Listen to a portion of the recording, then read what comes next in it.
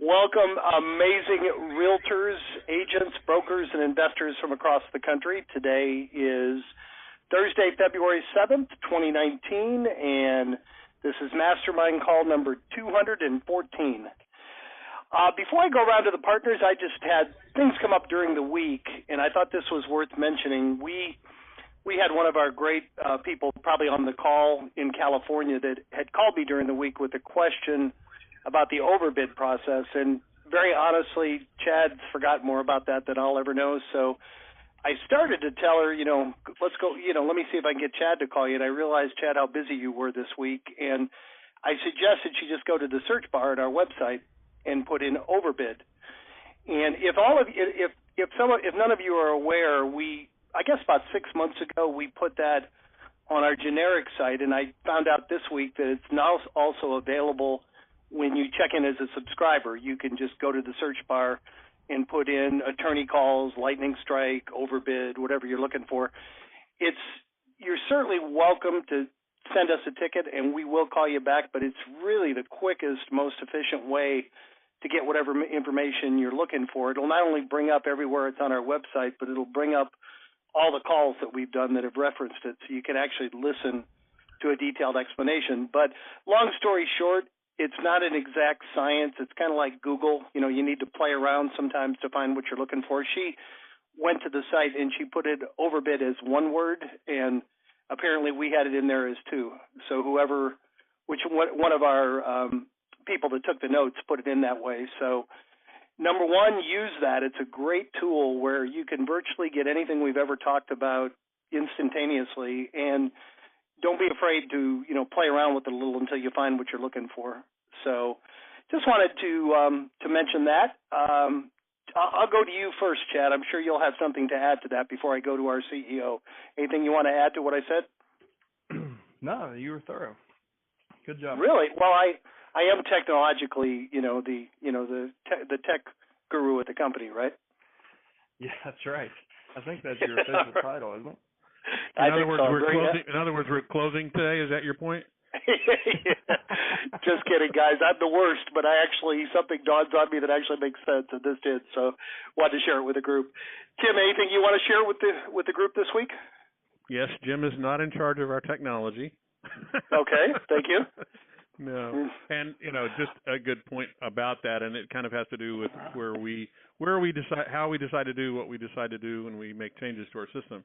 One of the things that we made the change that Jim's talking about, and everything that we generally do, we certainly have a boundless supply of energy for creating new projects to go do to enhance our services and that sort of stuff. But we also love to do it when it's based on something that you guys have asked for. And so we're continuing to do everything that we can to make sure when we add a feature, it's something that somebody wants, not just because we thought it was cool. So we'd love to hear your suggestions. We appreciate them, and we build around them. So if there are things that you think we can do that will make your life easier, and you think they'd be great for everybody to have as well, please feel free to let us know. And it doesn't mean we'll always do them, but we always want to hear about it. So that's how we get there, and we'd love to hear from you. Excellent. Chad, anything else you'd like to share? Mastery, anything new coming up that you want to share from a training perspective? Yeah, I'm glad you asked, Jim.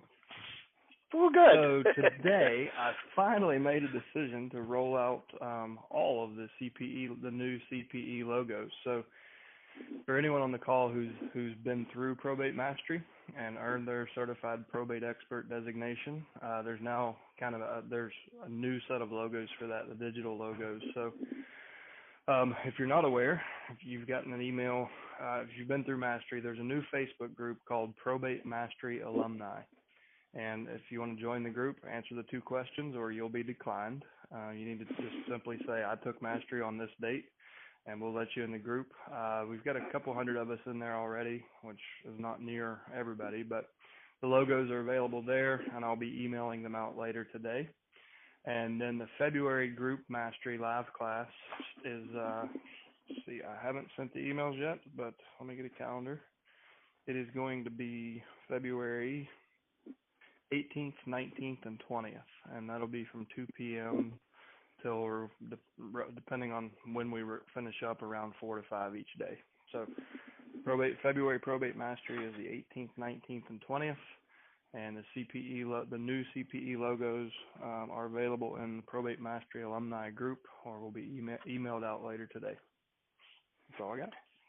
Oh, excellent, Chad. You want? Right. Yeah, I was going to say, you want to talk about the role play? Yep, go ahead. Yeah, yesterday we had, if you weren't on, we had the monthly role play call. So for anyone who's new here and didn't somehow miss that, the first Wednesday of every month at 2 p.m. Eastern on this same number, we do a probate role play for an hour. And yesterday, I'm shocked, this was number 39, and in 39 hours of role playing, you would expect a lot of redundancy, but we always seem to have fresh, new, unique content. So if you haven't heard that role play, it is posted in our main Facebook group, All the Leads Mastermind. You can also find that on the video archive if you go to alltheleads.com, education and training, conference call archive. That's our video archive. It's also searchable. As Jim said in the search bar, you can go to the top right, type in role play, and you'll see everything, every role play call and discussion that's ever happened on our blog, in the call archives, everything. And we summarize each of them. So you can kind of read and see which ones kind of fit what you're looking for, rather than having to listen to the entire hour to get what you need. You can kind of look at the summary and know what's in each call. Perfect. Thomas, anything you'd like to share with the group? Oh, nothing specific. I just, as everyone said, Tim and Chad, I mean, if you need anything, just please reach out to us. We track all the items that come in at the send support at alltheleads.com. If you're in your account area, underneath support, there's a contact us. That's what we're here for, and we'll assign the right person to get back to you quickly. That's it. All right, perfect. I think we have about 30 people on our team now in 3 different cities in 2 countries, if you count Kaylee in Australia. So we got a lot of people sitting by the phones ready to help you. Just be as specific as possible with what you need help with, and the right person will get back to you, real quickly. All right, well, we only have 2 people in the queue, guys. We got plenty of room for more. Don't be shy. Hit *6 and then hit 1. Nothing's off bounds. We love wins. We have a win of the week, so we want to hear your success stories, your challenges, places you're getting hung up, anything we can help you with. That's what this call is for. And the first up, I recognize the name. It's one of our brand new subscribers. Phone number ending in 7477. You're up first. Hey, good afternoon, everybody. Thanks for being on the call. I am in a very competitive market down in Florida, and we are doing letters, follow-up calls, calling, and now we're working towards reaching out to attorneys. We've joined the local bar association and have also taken the brochure that you guys have and made a few adjustments and tweaks to it, and are in the process of getting it out to offices. We were looking for some other best practices for really building those relationships with attorneys. I'm curious, are you a licensed attorney? I am not a licensed attorney. So they'll allow you to join the bar without a license? Correct, yes. You just have to pay more. Interesting. So you're the first I've ever heard of doing that. I think that's a great idea, and it comes with credibility, or it gives you a lot of credibility. So good idea. Good job on that.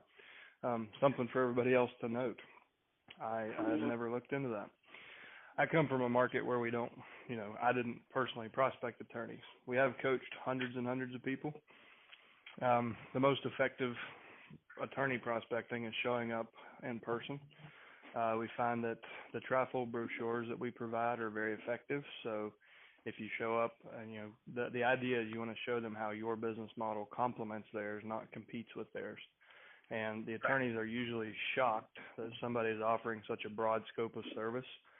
And usually what is intended to be a 5 or 10 minute conversation ends up going well over an hour. So I usually tell folks, set a block on your calendar, Tuesday, Wednesday, Thursday, from like 1 to 3 or 1 to 4, and just, you you can download the list directly from your probate leads, and just not, I use an app called Route 4Me, so Route the number 4ME, and you can load all the addresses in there, and it'll give you the most efficient route based on Google Maps and current traffic. And just drive to the offices and introduce yourself. Show them how your interests are aligned with theirs. It's all about protecting the estate and getting the most amount of equity in the shortest amount of time. And they'll see a ton of value in that. And a lot of times, folks leave behind a stack of the brochures. We've had folks that they take one of the little plexiglass brochure stands, and the attorneys allow them to put it at the front desk. And the next phone call is, hey, we need more brochures. When are you coming back?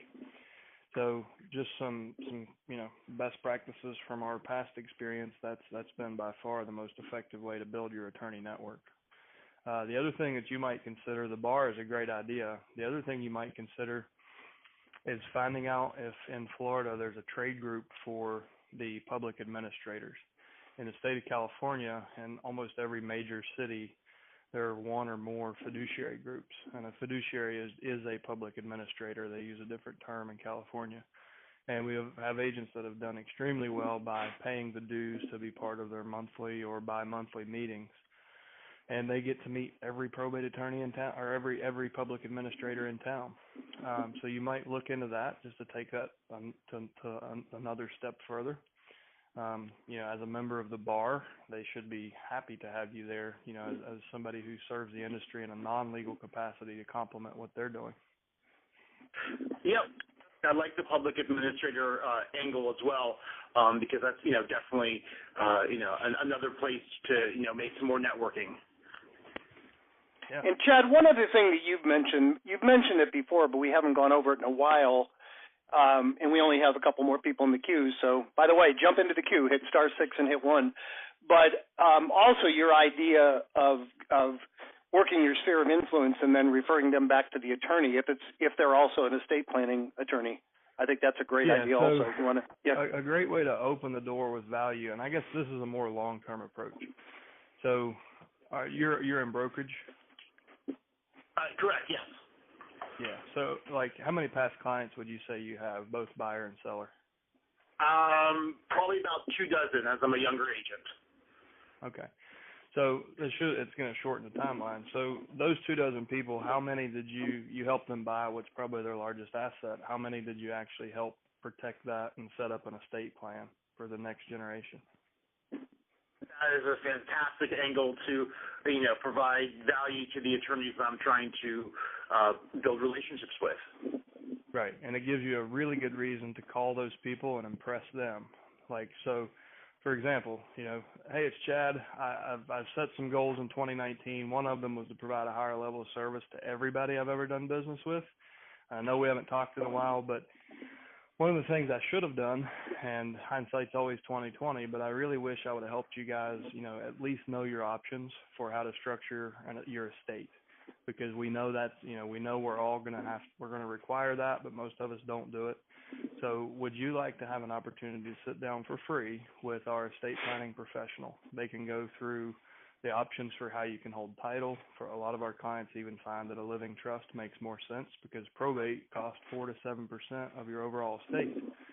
So would you like to have that opportunity? And you can do it in writing, you can do it on a phone call, send an email, however it is. All 3 would probably be best. But if you had all 25 of those people step up and say, oh my gosh, that's amazing, yes, then you've got 25 reasons to connect with attorneys. And you could split the list, and you could offer 1 to 25 different attorneys, or you could split it a dozen across 2, however you decide to do that. But in that case, you're providing a ton of value to your past clients, but you're using that to open the door by providing a ton of value to an attorney that you don't know yet.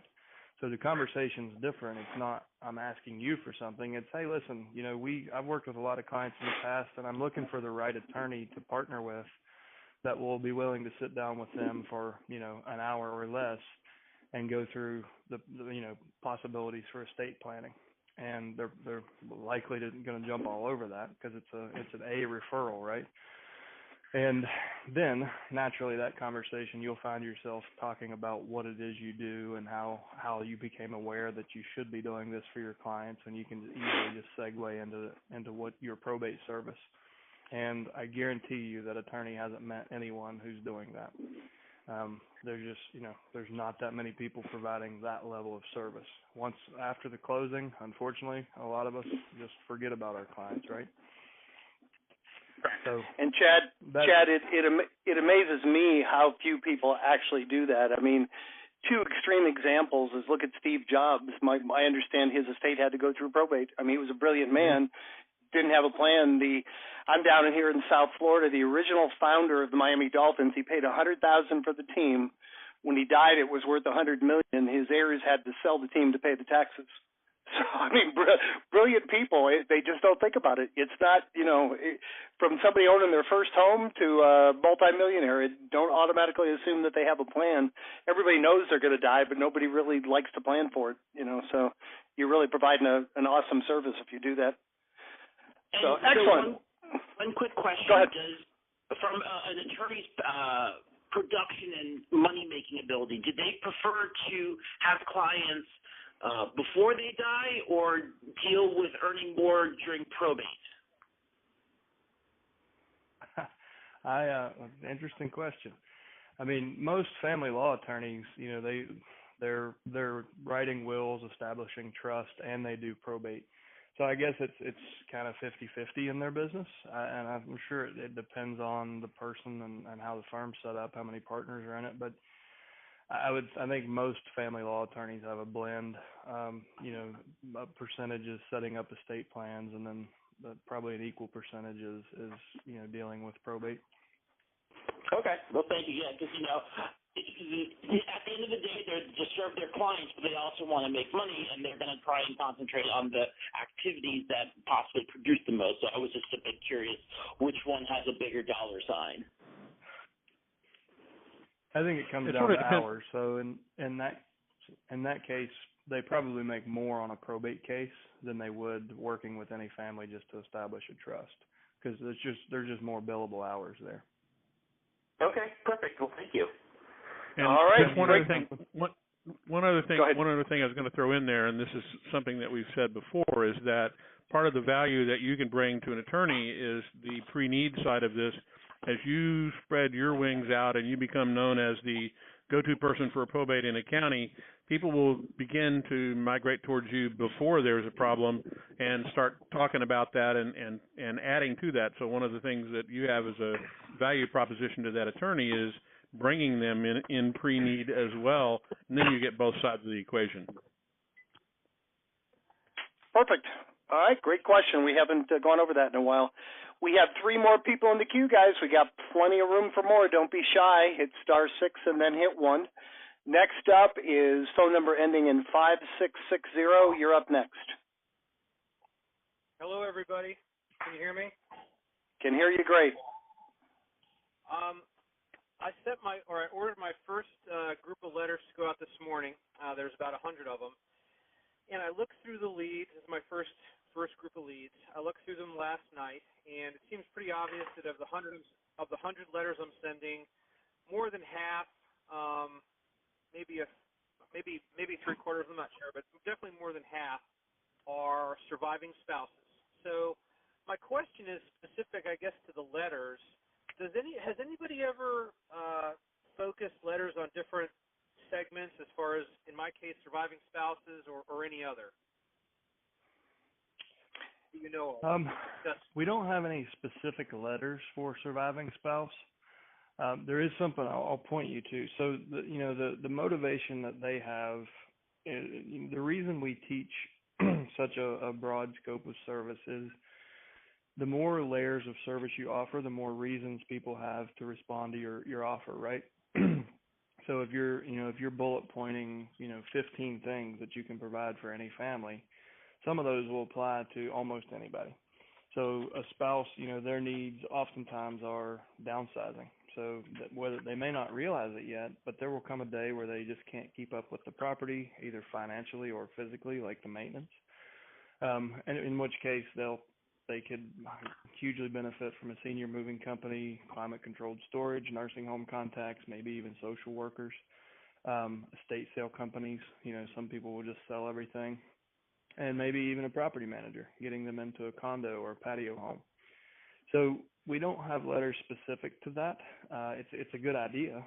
We haven't done it because it's if Jane Doe and John Doe lived in the same house, chances are they are spouses, but you don't know that for sure.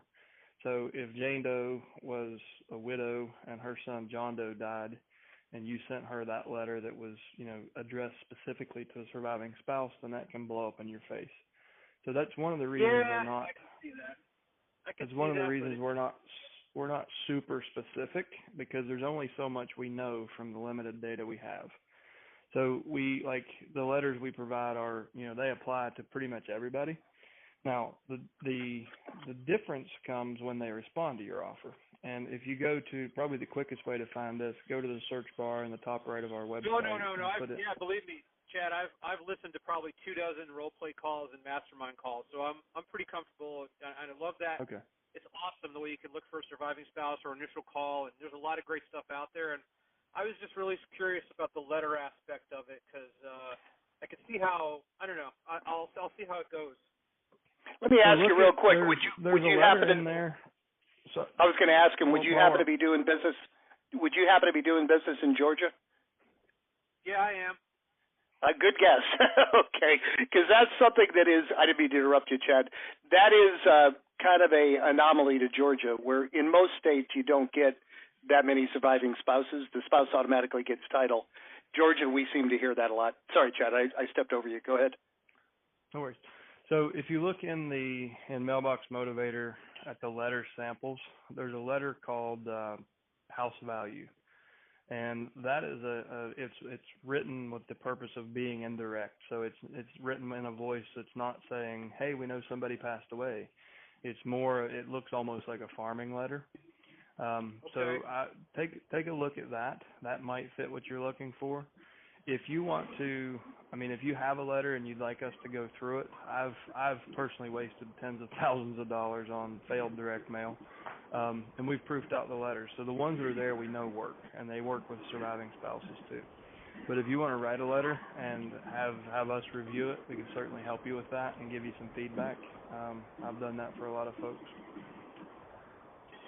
Thank you so much. And if there's time, if you could expand on that thing you just said about Georgia being an anomaly as far as how it works with surviving spouses. I didn't quite catch that. Jim? Do you know why that is, Chet? I know we've run into it before. I just took a wild guess he was in Georgia, because we don't hear that in most markets. Yeah, I'm not sure. It's. I can't. Do you have? Let me ask you: do you in your state in Georgia can people take title as tenants in common with the right of survivorship or not? Oh, I think do you know? So, yeah, absolutely. Yeah, because I've got that. I've got two properties that have that. It's interesting. That's a good question. You might ask. I've just noticed it that 2 or 3 times that we've had that question over the years. It always seems to be in Georgia, and I don't. The good news is you can still take those leads and convert them. Some of them might be longer out. Chad always tells a story of one that had no interest in selling, and then 6 weeks or a couple months later, the daughter found his letter. Mom had a stroke and gone into the nursing home. So they're still good leads. They're maybe just a little bit longer term leads, but that's a really good question. Yeah, I know you get that. That's a question. If you maybe ask one of your attorneys why you run into that more there than other states. There's got to be some reason, but I honestly don't know why. All right, I will. Thank you. And if you find out, let us know, so we'll be able to answer the next person. We'll look into it a little bit too, see if we can find anything online. All right. Appreciate it. Thanks, Jim. All right. You're very welcome. Thank you. We only have 2 more in the queue, guys. We got plenty of room. Please hit *6 and hit 1. We got 35 minutes left, and we're usually struggling to get done in an hour. So hit *6 and hit 1. I'm sure does anybody have a win they'd like to share? A listing they took, an appointment they went on, something that worked that we haven't talked about recently? All right. Next up is phone number ending in 2121. You're up next. Hi, this is Andria from Florida. Can you hear me? Hey, Andrea, sure can. Okay, great. I am calling with a win. I have not officially had my first listing yet with probate, but I'm going to. And the reason why I wanted to call in and tell you about it is because I got the best compliment I've ever gotten in my real estate career. The man was literally, after I helped him do several things in preparation, because we're going to be listing on March 1st, and I helped him do several things to prepare. He was so grateful. He actually was begging me for the intent to sell agreement, and he said to me, you're the first person who hasn't tried to screw me over. So that's great. I thought it was a huge compliment that he saw that I really was trying to help him get the most money, and that was the first time. He said he's had dozens and dozens and dozens of people trying to throw a quick check at him, and so I just thought I would report that win. That is awesome. Please come back on March 1st and let us know when you get it. Did you get him to sign the letter of intent or not? You know what? I didn't, because I'm so confident in the relationship that I'm just going to have him do the exclusive right to sale. I'm going to do that really soon and just predate it because, you know, the relationship is there. I know he's not going anywhere. So, and he's from very far out of state too. So, yeah. So, anyway. No, that's awesome. Chad, any comments? Yeah, I mean, get used to it. You're going to find almost every client's going to be that way. This was the most rewarding business I mean, before I did my first probate deal, I had done about $100 million in sales. I had never worked with people that were so grateful and just easy to work with as my probate clients. It became the sole side, like the sole source of listings on the listing side of my business. So, I mean, not to downplay what you experienced. It's awesome, and thank you for sharing. But honestly, you should be hearing that from everyone that you connect with. So it sounds like you're doing everything right. You provided real value. And I'll challenge you with this. So I've never asked for a listing.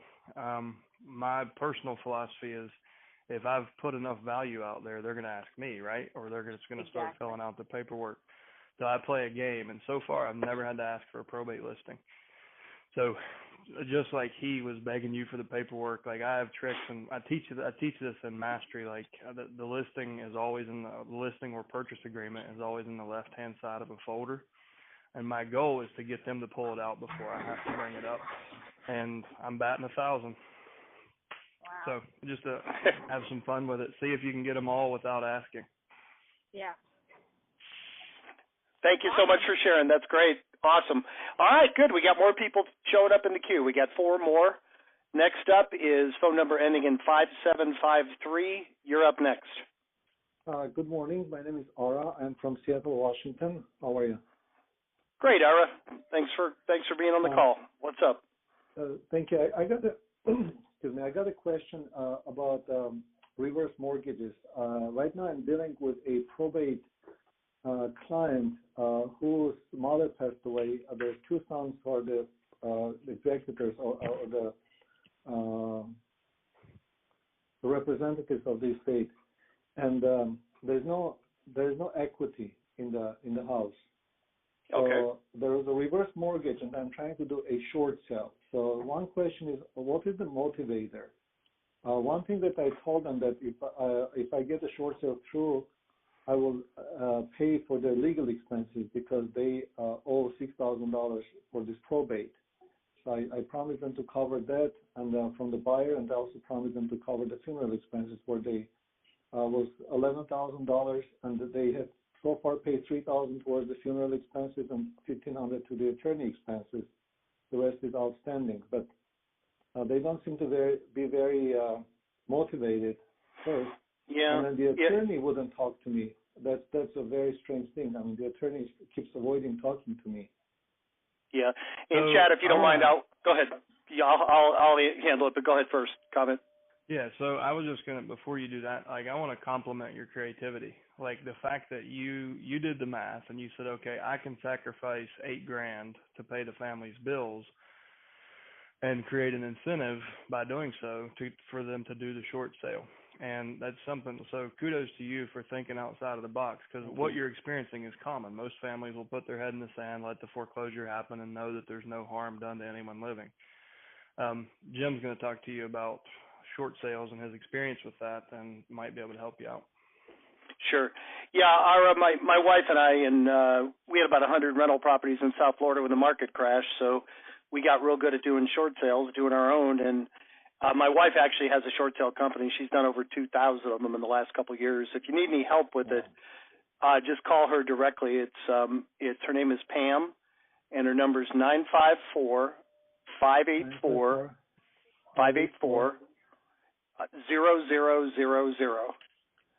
And I will tell you, she has done 2,000. I bet a couple hundred of them were reverse mortgages. She can almost always get the bank to pay her fee and your commission. Now, you ask a good question on the incentive. They're really, other than the $8,000 that you offered them, that's a heck of an incentive. We've had 17 because 11,000 funeral, 6,000 attorney. Wow, and that wasn't enough to get them to go with you to do the short sale? Well, they say that if it goes to foreclosure, they don't owe it to anyone anyway because it's going to go towards the state. Oh, I see. Well, boy, the attorney won't get paid. Then he should sure be motivated to work with you.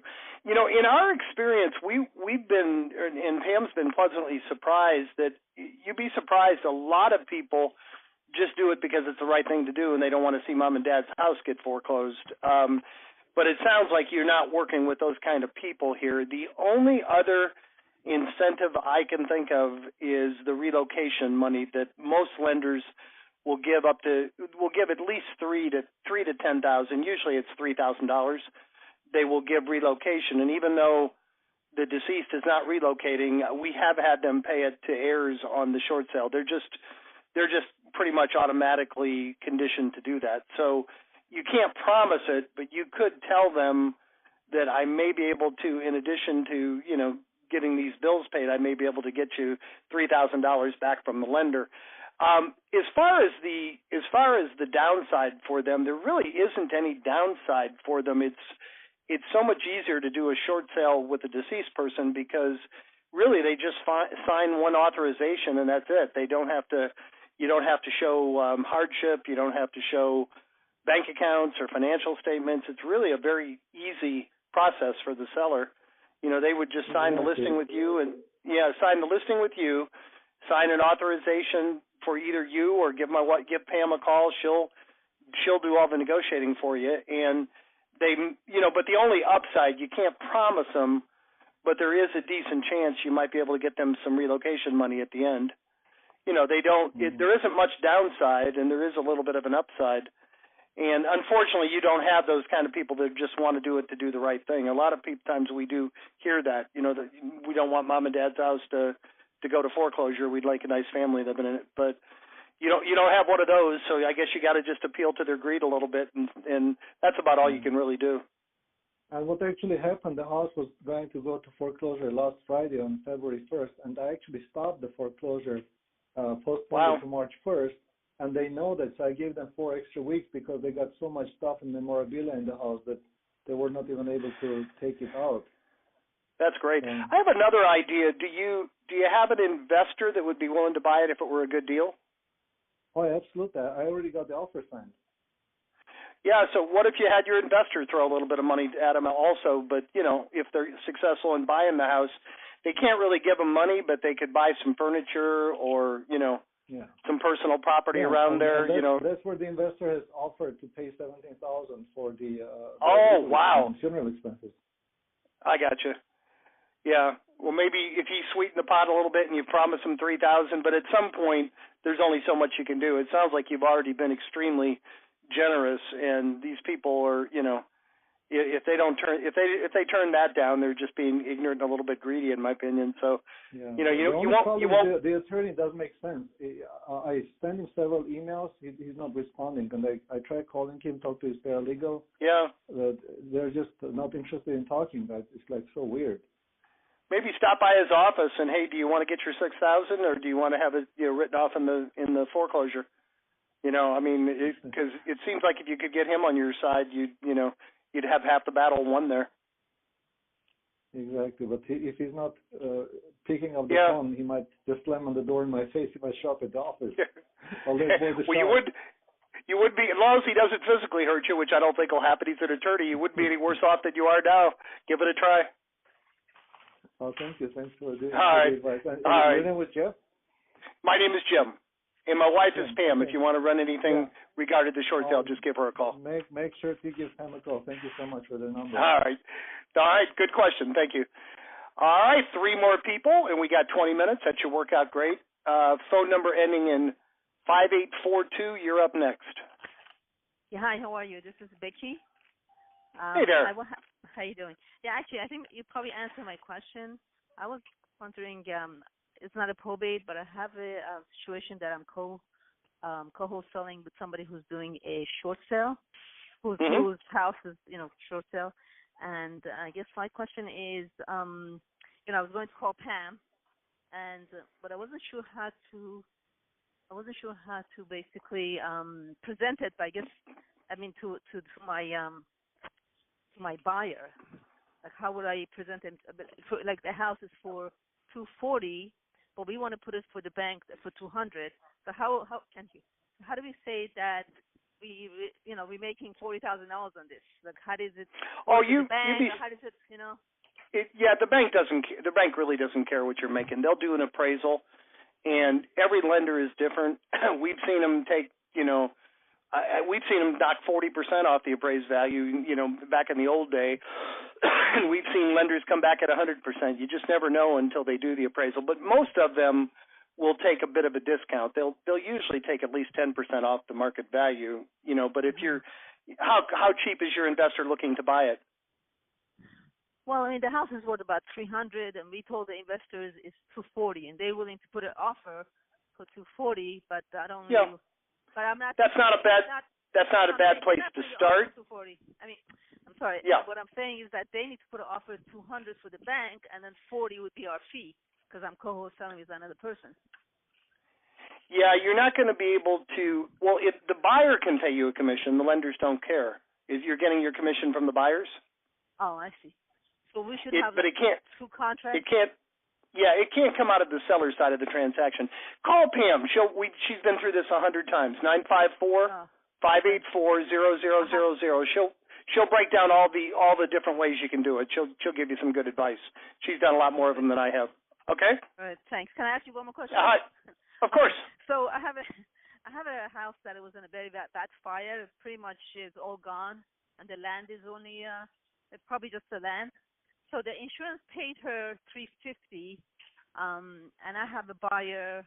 I got it from her on the contract for at $125, but then the buyer didn't want to buy it for $125. So I have to go back to her, and she agreed to go back to $100.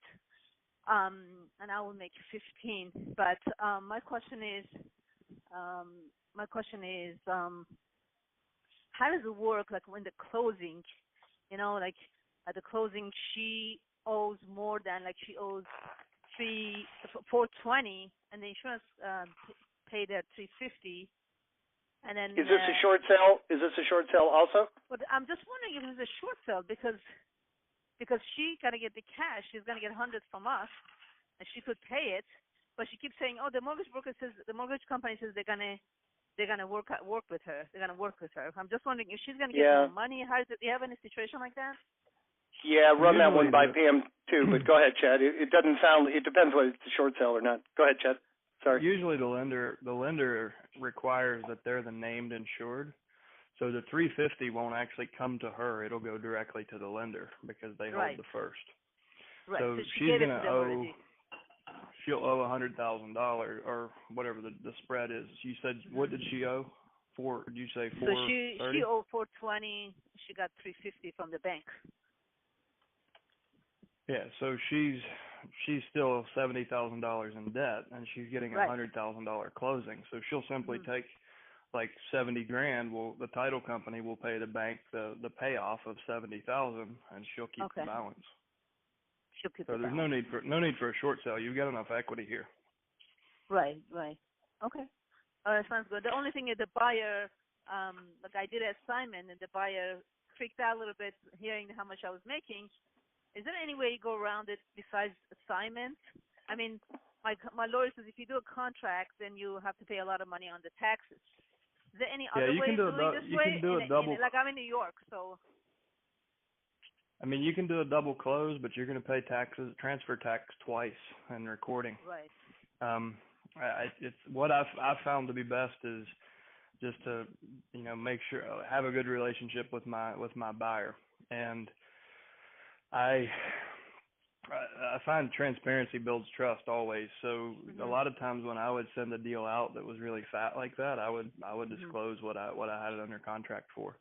And then I put it on the table from the beginning, so I never had to defend it. I'm like, I paid this, you can pay this, take it or leave it. And then that weeded out the ones. There's one particular guy that's in my RIA. He's an engineer, and a deal to him has to be like with a 50% discount. And every other deal in the world, other than his deals, everyone else's deals are crap. And I very quickly try to run people like that off. Because I've done deals with investors. I mean, I've made $28,000 on one, and he shook my hand. He's like, "Man, good job! Like, congratulations!" And he paid the price, and he ended up he walked away from the closing table with money because the bank was willing to give him 100% of ARV. So I walked away with 28, and he walked away with 18 and a house, and he was happy for me.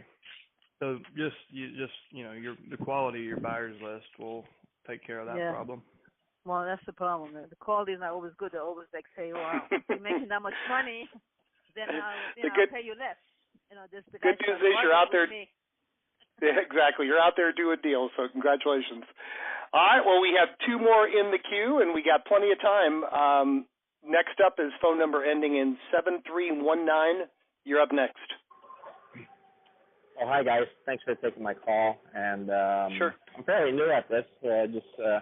I was curious about the ISA service, if I were to subscribe to that, and if their main job is to make phone calls on your behalf. So my part of the role is just to really just show up in the appointment and work it from there.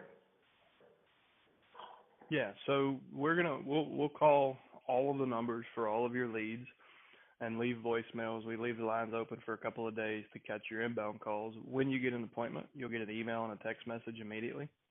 So at that point, you should take the ball and run with it. 80% of the time, that's going to be a phone appointment. 20% of the time, we'll take it all the way to your face-to-face appointment. But either way, whenever the ISA set an appointment, you should immediately follow up, like hopefully within minutes, but certainly that day, to say, hey, listen, you spoke to my assistant. She does have you on my calendar. I just wanted to introduce myself, and I'm going to do a bit of homework before we meet. So could I ask you a few questions about the property and engage with them and get the information that you need, to truly offer, options. And so whether it's phone or face-to-face, I would, as soon as the appointment's set, just plan on making the follow-up call to connect with them. So think of it as, we'll take 100 leads, and statistically we'll find 4 each time that are ready to do business, and we can, so your day's work can be talking to 4 people at a very high, at a very specific level versus trying to talk to 100, just prospecting. Got it. Thank you. Okay, excellent. 2 more in the queue. Next up is phone number ending in 2686. You're up next. Hi, Chad. This is Alice. I have a question. I guess I'm kind of naive as to how the process works, but I'm wanting to kind of go back to what you were talking about in sending or calling your past clients and everybody that you've sold homes to.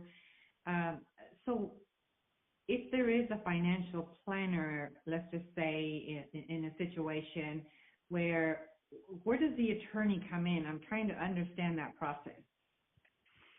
So what we were talking about is building your referral network with family law attorneys or probate attorneys, usually one and the same. Financial advisors are also a good place. I prefer to work with registered investment advisors, or RIAs, typically an RIA is going to be an independent office, and they will have either a partnership with or an in-house family law attorney to help their clients with end-of-life planning. And sometimes that includes insurance. It also includes estate plans, trusts, things like that. So it could apply to either financial planners or family law attorneys. But the idea was to take all the people you've ever helped buy real estate in the past and offer to give them an hour of to sit down with your professional planning team to make sure that their investments are in order and that they've got a solid end-of-life plan. For example, especially if you have wealthy clients, a really neat vehicle that they can invest in is called an indexed universal life policy. It's a whole life policy, but like it has riders. So I have $11,000 a month for my own I'm 37, but I already have long-term care covered. I get $11,000 a month off of my IUL. So you can help them set up instruments like that, even if they're in their 40s, that will make sure they have a solid plan later in life. So if they're in their 40s, they have 3 kids, they don't want their kids to ever have to deal with the struggles of probate, they could set up an IUL to cover for their long-term care and their life insurance, and that'll take care of all the expenses. But they can also set up a trust and roll all the assets into a trust so they don't have to go through probate whenever they pass away. So you can help your past clients just plan better. And that's a really good reason to get qualified people in front of your referral partners. And obviously the reciprocation will be anytime their clients have real estate needs, you're going to be the first one that comes to mind. Right. Okay. I get it now. Thank you so much. Mm-hmm. All right. Excellent. Well, guys, we might finish a few minutes early. The last person up in the queue, if anybody else wants to jump in, we do have a little bit of extra time, but the last one up is phone number ending in 5451. You're up. Okay, good afternoon. My name is Lee, and I'm from Orlando. Just signed up for all the leads a couple days ago, so I'm getting started. I've been a realtor for 2 years, and I just, have quote-unquote regular clients. But I would like to be able to add investors to my team, but I don't really know any investors. So how can I find investors? Go to the search bar. There's a video series called Tips from the Trainer, and one of those that I did was how to find cash buyers. So if you in the top right of our website just put in cash buyers, investors, it should bring up that blog post, and I think there's like a 12-minute video that explains. So we kind of short-term, long-term approach. So short-term, if you had to have a buyer like today that was looking to buy a house, the quickest place to find them is at the courthouse steps. So if you go to the newspaper and look for the next trustee sale, show up, sit on the sidelines. Don't try to meet people before the sale. It's a bit like the World Series of Poker. They've spent hundreds or sometimes thousands of dollars in due diligence just to get up to this point. So you don't want to interfere. Just sit back and enjoy the show and watch how they interact with each other. As soon as the sale is done, pay attention to who got a house, who didn't. But as soon as the sale is done, jump up and talk to the people who didn't win a house today first, so before they leave. And then the other guys will be hanging around taking care of, the paperwork for what they did buy. But the idea is just to make connections. Say, listen, I'm a realtor here in Orlando. We help a lot of families in probate, and oftentimes the situations call for a quick cash offer. Would you like to be added to our buyers list? And unless they're crazy, they're going to say yes. And then take it a step further and learn what you can. Are they a flipper, a landlord, just wholesaling? Like what's their strategy, and what do they think a good deal is? And the better you understand your investors' appetites, the better you can segment your list and the more relevant properties you can put in front of them. For example, like my list, I had, wholesaler, rehabber, landlord, portfolio buyer. Like those were my different segments. So if I knew someone had bought more than, say, 3 houses in a single package, they would get tagged portfolio buyer. And I've sold guys up to like one portfolio, I had 58 houses in it. But if I have a deal that's obviously it's not, it's like 15% discount, doesn't need a whole lot of work, I wouldn't send that to my wholesalers or my flippers, but I definitely am sending it to my landlords because that's what they're looking for. You know, they can still make that work because the rents are so high. So learn what they're investing in, and then try to structure your database in such a way that you're giving them deals that are relevant to their strategy. A longer-term approach is go to your local real estate investors association, and I think Orlando has more than one. If you look up, there's a national directory. It's nationalria.org or .com. I don't remember. It has about 80% of the RIAs in the country on it. You can also just Google Real Estate Investors Association in your town. And most of them are going to meet monthly. Some are bi-monthly. Mine actually meets weekly. And usually they'll charge between $5 to $10 a meeting, or charge an annual fee if you plan to keep going back. But the goal there is to figure out which 10% of the room are actually doing deals. 90% of the room will be tire kickers or just getting in, or they're not capitalized, or they just haven't gotten themselves to a point where they have they're ready to buy. You want to focus on the 10% that are buying, and the quickest way to do that is usually to get to know the organizers. A lot of times it's a nonprofit structure, so there'll be a board. If you can figure out who the board members are, and then obviously they probably are active investors. That's why they started a RIA, but they also know everybody in the room, and they can really help introduce you quickly to the right people. But the approach is the same. I help a lot of families in probate. Oftentimes that calls for a quick cash offer and a house full of stuff, and I need people that I can trust on my buyers list. Would you like to see my deals? And same thing, figure out what kind of deals they're looking for, take a note of that, tag them in your database, and when you have that, send them an email. Okay, awesome. You've given me a lot of paths to take. Thank you so much. Very welcome. We had one last person jump in the queue, so perfect timing. This is going to be our last caller of the day. Phone number ending in 8978. You're up last.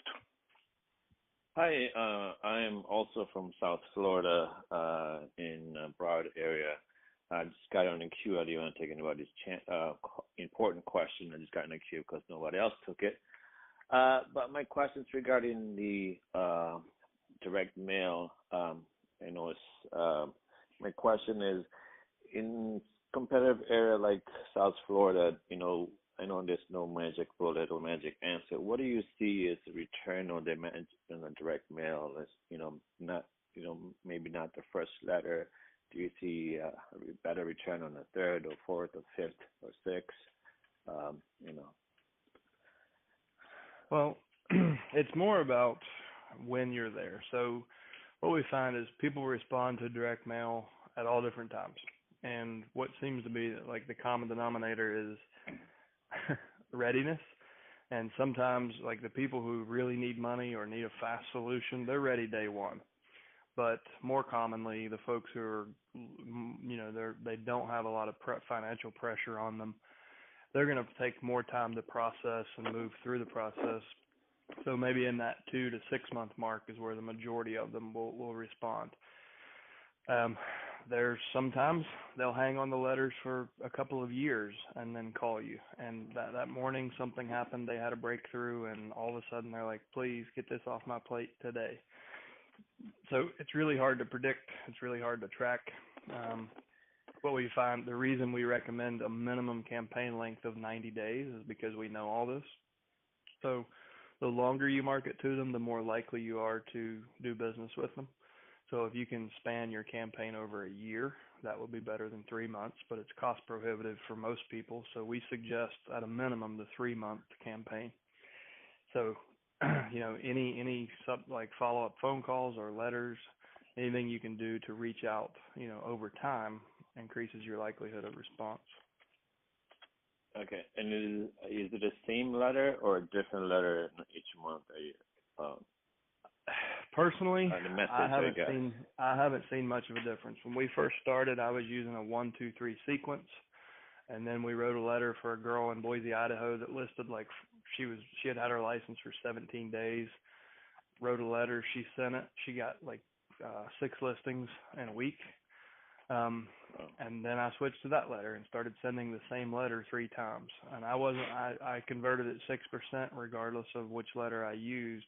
Well, let me reframe that. From the letters that that are available to you, I didn't find much of a difference in response. Now there are just as many letters that didn't work that got trashed. So the letters that are available to you guys are all proven out in multiple markets. And I think personally it's more about the frequency and when you show up than what the letter says. I think the presence of the greeting card envelope with a live stamp, those are letters that get opened and stick around. So that's why the nature, like the type of mail piece we send is really important. But there's just so many variables in this. It's hard to tell. The one thing I know is if you're not getting the results you want, you should always be testing new letters. And one thing I would add to that, I'm in your market, so one thing I will tell you is, every agent we've had down here, including myself, you will get responses from the mail, and I promise you will do a lot better if you follow that letter up with a phone call. If you just rely on the mail, you got to wait until they call you. If you follow that letter up with a phone call, you can often make something happen now. And the letter is a good introduction. Hopefully your letter will stand out. And even if they don't remember your letter, they, after you talk to them, they'll go back and pick it up and look at it. So, make sure you're making the calls. If you're not doing it, let us know. We'll do them for you. Yeah, no, I would not have a problem doing it. But for example, in my county, we got over 300, probate per month. I'm just wondering if I do start, how far should I go? And, I don't have that budget to spend so much money on a mailer campaign. How should I target that? That's one of you may not be aware of lead follow. Have you heard us talk about that in the last few weeks? No. So lead follow is our digital marketing division. And it's a really, compared to direct mail, it's a very cost-effective way to add additional touches to your campaign. It's not really designed to be a standalone service. It's designed to complement the mail and the phone calls. So you can go to alltheleads.com/lead follow, or just look in the main menu of our website and look for lead follow. And there's several videos and lots of copy there that will help you understand what lead follow is. But essentially, depending on what level budget you're running, it can range anywhere from a single, like a regular photo ad on Facebook, all the way up to some of the most advanced marketing techniques that are being used by anyone today. In our $1,000 a month budget, that's where you get into those things. So like we'll put a geofence around the PR's address and the deceased last known address, and we'll run ads to everyone who comes into that fence over whatever period, like for a 30-day period, as far back as 12 months worth of your leads. So they're seeing you on, in any given day, we have around over 5 billion potential placements for our ads. We're on over 350 direct ad directories. So where a letter might cost you $1.50, we can get you between 5 and 25 impressions per day for the cost of a letter. And it's not always as effective as direct mail. They don't always pick it up and call you immediately. However, it's a branding touch, right? So if we're putting your brand in front of them 25 times a day, and then they get a phone call from you, or then they see a second letter from you, guess what? You're going to really stand out because you're everywhere. They're seeing you on their phone, their smartwatch, their tablet, their smart TV, wherever we're placing the ads, they're seeing that. So we're starting to build familiarity with your brand. So when they do get a call from you or they do get a letter, it's much more impactful. So take a look at lead follow. It could be, you can stretch your campaigns out over a year for a fraction of the cost that it would cost you to be in the mailbox. And we can get in front of them multiple times every day, regardless of the device they're using. Okay. All right. That's good. That help?